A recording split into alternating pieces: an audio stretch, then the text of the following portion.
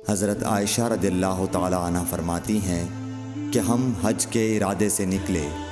جب ہم مقام صرف میں پہنچے تو میں حائضہ ہو گئی اور اس رنج میں رونے لگی کہ رسول اللہ صلی اللہ علیہ وسلم تشریف لائے۔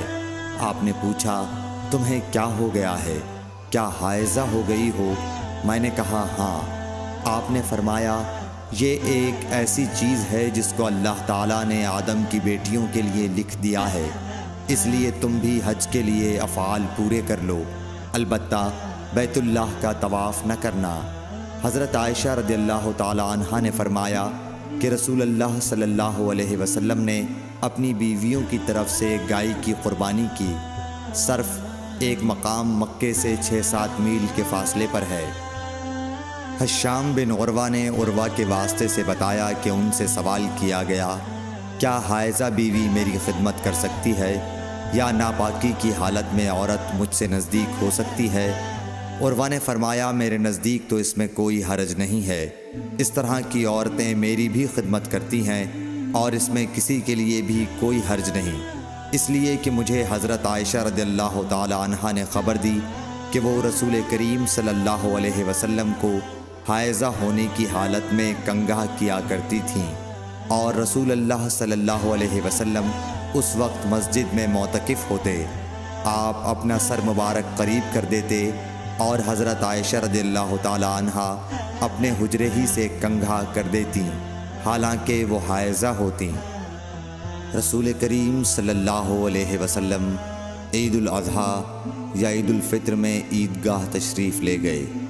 وہاں آپ عورتوں کے پاس سے گزرے اور فرمایا اے عورتوں کی جماعت صدقہ کرو، کیونکہ میں نے جہنم میں زیادہ تم ہی کو دیکھا ہے۔ انہوں نے کہا یا رسول اللہ صلی اللہ علیہ وسلم ایسا کیوں؟ آپ نے فرمایا کہ تم لعن طعن بہت کرتی ہو اور شوہر کی ناشکری کرتی ہو، باوجود عقل اور دین میں ناقص ہونے کے میں نے تم سے زیادہ کسی کو بھی ایک عقل مند اور تجربہ کار آدمی کو دیوانہ بنا دینے والا نہیں دیکھا۔ عورتوں نے عرض کی کہ ہمارے دین اور ہماری عقل میں نقصان کیا ہے یا رسول اللہ؟ آپ نے فرمایا کیا عورت کی گواہی مرد کی گواہی سے نصف نہیں ہے؟ انہوں نے کہا جی ہے۔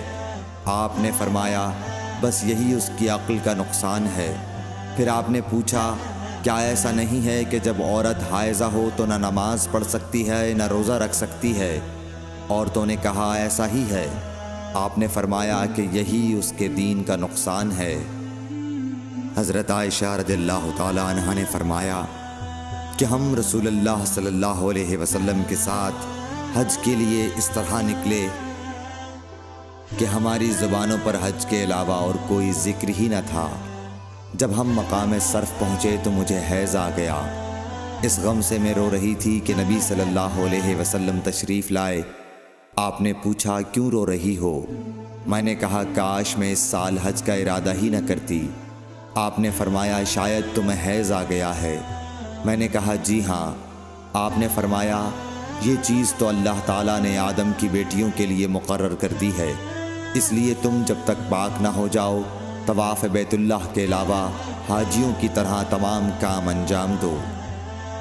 ہم سے عبداللہ بن عبد الوہاب نے بیان کیا، انہوں نے کہا ہم سے حماد بن زیب نے ایوب سختیانی سے، انہوں نے حفصہ سے، وہ ام عطیہ سے۔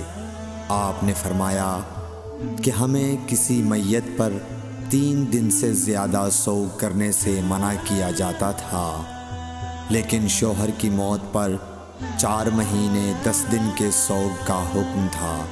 ان دنوں میں ہم نہ سرما لگاتی نہ خوشبو، اور عصب یمن کی بنی ہوئی ایک چادر جو رنگین بھی ہوتی تھی کے علاوہ کوئی رنگین کپڑا ہم استعمال نہیں کرتی تھیں، اور ہمیں عدت کے دنوں میں حیض کے غسل کے بعد کست اظفار استعمال کرنے کی اجازت تھی، اور ہمیں جنازے کے پیچھے چلنے سے منع کیا جاتا تھا۔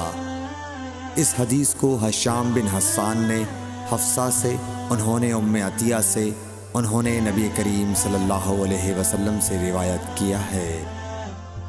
نبی کریم صلی اللہ علیہ وسلم کے ساتھ آپ کی بعض ازواج نے اعتکاف کیا، حالانکہ وہ مستحاضہ تھیں اور انہیں خون آتا تھا، اس لیے خون کی وجہ سے تشت اکثر اپنے نیچے رکھ لیتیں۔ اور اکرمہ نے کہا کہ عائشہ رضی اللہ تعالی عنہا نے قسم کا پانی دیکھا تو فرمایا یہ تو ایسا ہی معلوم ہوتا ہے جیسے فلاں صاحبہ کو استحاضہ کا خون آتا تھا۔